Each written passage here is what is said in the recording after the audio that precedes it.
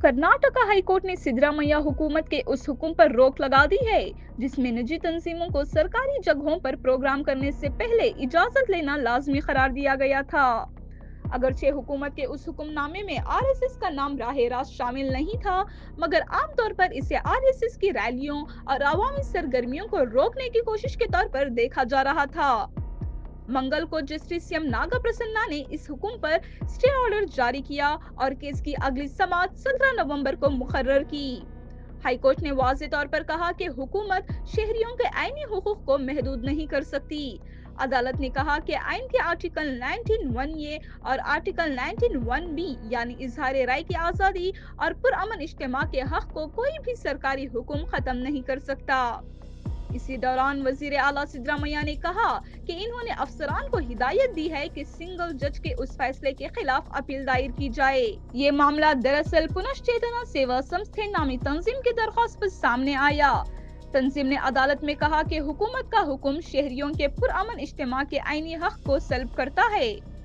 दरख्वास्त गुजार की तरफ से पेश होने वाले सीनियर एडवोकेट अशोक हारानाहल्ली ने कहा कि ये हुक्मनामा 10 से ज्यादा लोगों के जमा होने पर भी इजाजत लाजमी करार देता है, जिससे छोटे अवामी इज्तिमात जैसे पार्कों में होने वाले प्रोग्राम भी गैर कानूनी करार पाएंगे।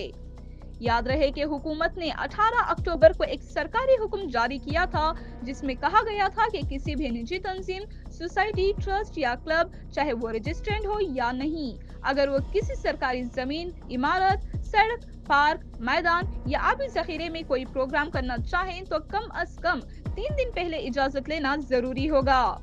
ये उसूल 10 से ज्यादा अफराद की रैलियों या जुलूसों पर भी लागू होता है, खासतौर पर अगर वो मौसीकी के साथ या मुश्तरका रास्तों से गुजरे। अलबत्ता शादी और जनाजे के इज्तिमात को इससे छूट दी गई है। हुकूमत ने इजाजत देने का इख्तियार मुतलक्का पुलिस कमिश्नर या डिप्टी कमिश्नर को दिया है। नाजरीन, हम आपको बता दें कि ये हुक्म उस वक्त जारी किया गया था जब वजीर प्रियांक खरगे ने वजीर आला सिद्धरामैया को खत लिखकर आरएसएस की सरगर्मियों पर सरकारी मुकामात पर पाबंदी लगाने की सिफारिश की थी। और अब हाईकोर्ट ने वाज़ेह कर दिया कि कोई भी सरकारी हुक्म आईनी आजादियों पर हावी नहीं हो सकता।